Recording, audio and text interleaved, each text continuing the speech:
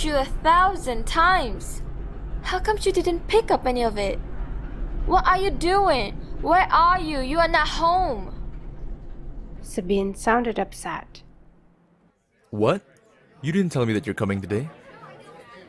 Do I have to ask for permission to visit my own boyfriend?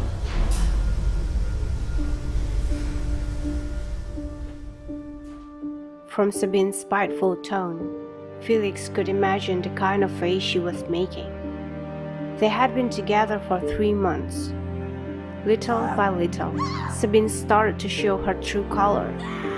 Her real personality fell short of Felix's expectations. She wasn't the tender girl he thought she was. She was also far from calm, especially during her manic episodes. The more he got to know her, the more confused he became. Insignificant matters could easily tick her off. Sometimes, her demand could be outrageous. Felix let out a tired breath. Come on, Sabine. You know that's not what I meant. Didn't I already tell you about the gathering today? Are you telling the truth? Prove it. Send me a picture. No. Send me a video. No, that's video call. Before Felix could answer, Sabine had already cut the connection and video called him. Felix glanced around, hesitant to answer, but pressed the green button after some seconds. His girlfriend was fuming on the screen. He moved his phone around to show the surrounding. It should be enough to calm her down. However, it was the contrary. Go home now. We need to talk. I can't let you hang out with girls all the time. Her voice was stern. Felix excused himself out of the restaurant and tried to talk it out. But Sabine was firm on her command. If you're still not going home, we're over. You understand? I'm in front of your apartment. Are you so heartless that you could leave your girlfriend waiting alone? Despite the way Sabine acted, Felix still loved her. That's why Felix immediately packed up and went home. He ran as hard as he could to the one station.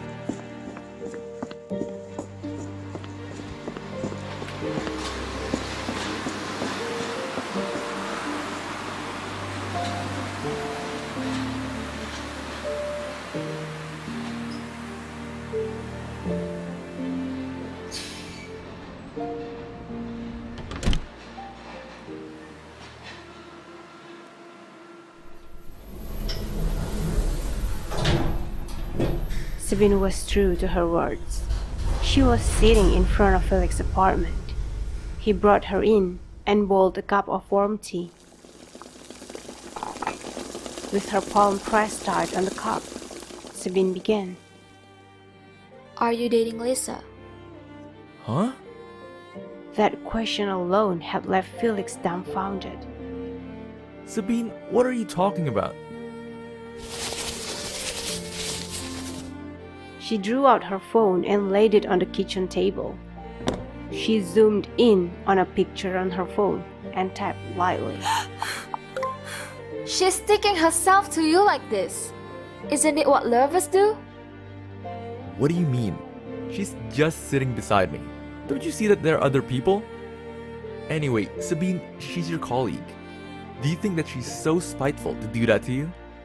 In fact, we talk about you a lot. I don't care what you're talking about with her. You are my boyfriend, putain de merde. You should just love me. You should have your eyes only on me. Did you not consider my feelings when you were all chummy with her? I love you, but this isn't about that. Come on, Schatz. Is this really something to fight about? Felix reached out to take her hand, but she brushed his approach roughly. Sabine stared at Felix. Her eyes were moist with tears. Her mouth quivered. You're mean. How could you be so heartless, Felix? All I want is to be loved by you. Is that too much to ask? Felix had no choice but to give in. He embraced her and promised to maintain distance from other women.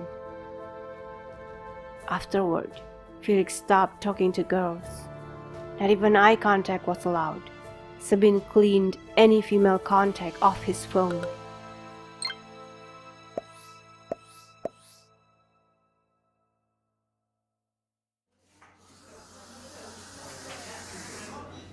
Felix joined Sabine a little later for lunch. While Sabine was already halfway done with her meal, Felix took a seat beside her. His presence attracted the attention of the male nurses around Sabine. They remarked that Felix was the teacher's pet not only because of his handsome face, but also because of his competence. Since his first patient's death almost a year ago, Felix had always delivered successful surgeries. Hearing this, Sabine laughed out loud. She slapped Felix's shoulder lightly and chuckled.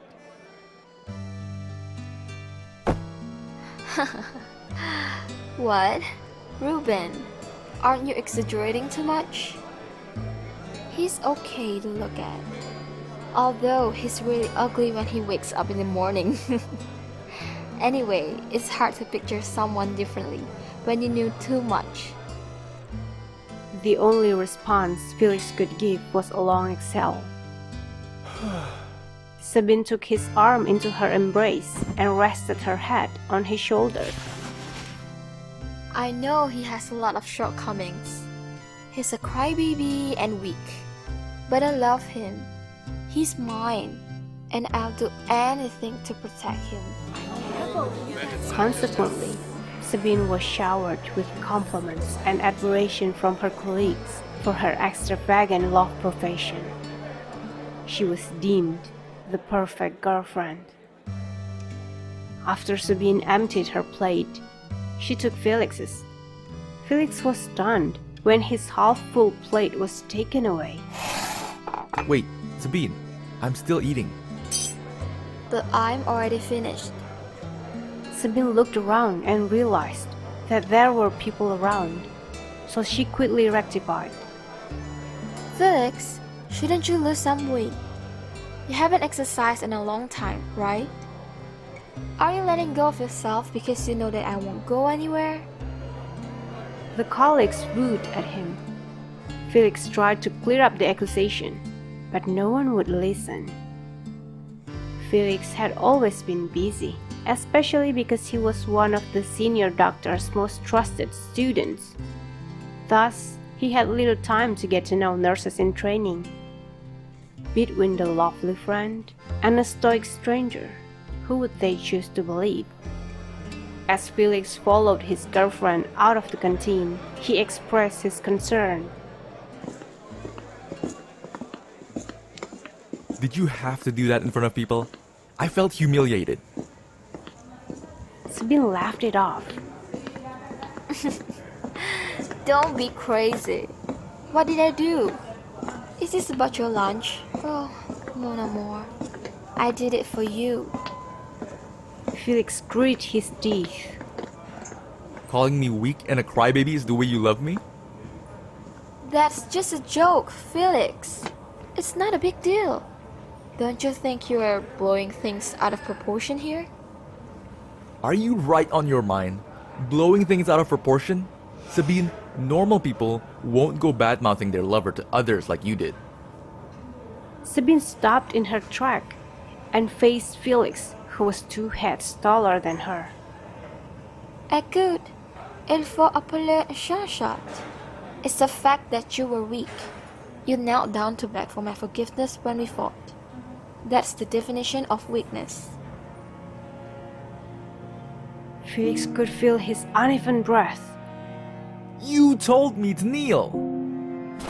He pulled Sabine out of the hospital backyard to give room for privacy. He tried his best to suppress his fury and whispered angrily. If I didn't kneel, would you stop being angry? You won't! That was the only way for you to listen to me. I wanted to protect our relationship, our love. Was that wrong? It's your fault in the first place. Shouldn't you pay for what you did? What did I do? Why was it always my fault? Because it was your fault, Connor. It was not. Ugh. Dahulu a victim get pover. Stop bugging me. This is what you always do, Felix. You hurt me and you forgot about it. You always pin all the blame on me. Be grateful that your girlfriend is me. If it were another woman, you wouldn't get this far with that shitty personality of yours.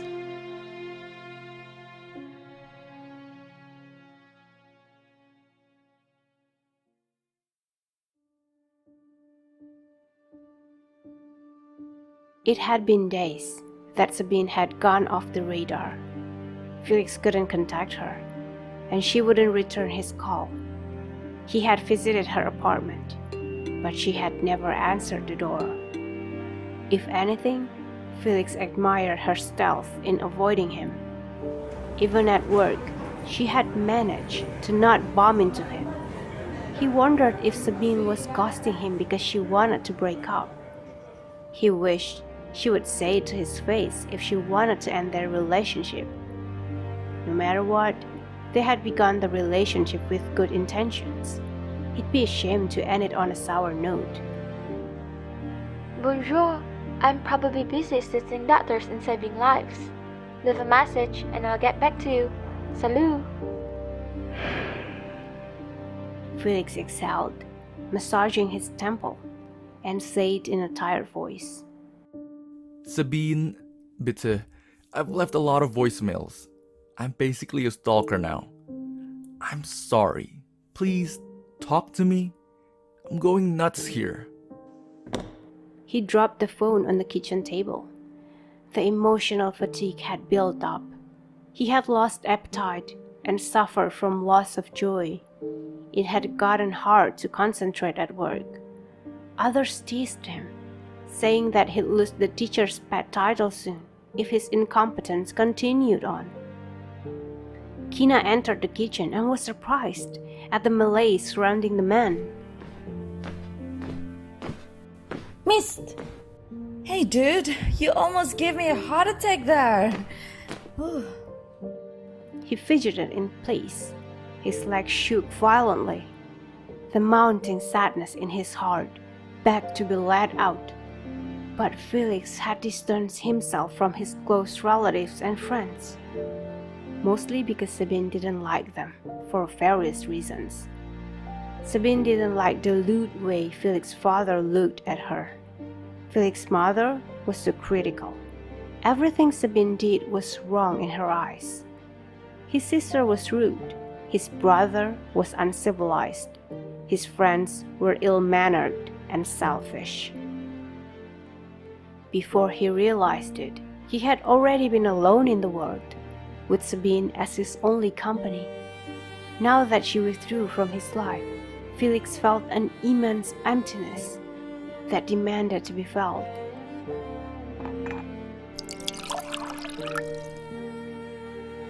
After pouring herself a cup of hot tea, Kina took a seat across Felix. She became concerned about Felix's well-being. He appeared considerably frail. His complexion was dull, and the dark circles were too apparent to ignore.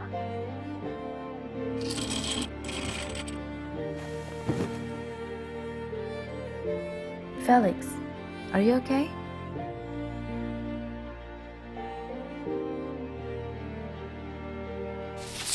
Felix grabbed his hair. He was desperate. Words of his misery were at the tip of his tongue. Although he was never close enough with Kina to share his hardships, she was the only one in front of him now. The moment he opened his mouth, everything streamed out uncontrollably. He spilled all of his worries and anxiety out. All the while, Kina listened with open ears without interrupting. After confiding in his roommate, he said, Aren't you going to tell me to stop seeing her? Aren't you going to curse me out for being stupid enough to still want her? Kina took a sip of the tea and said gently,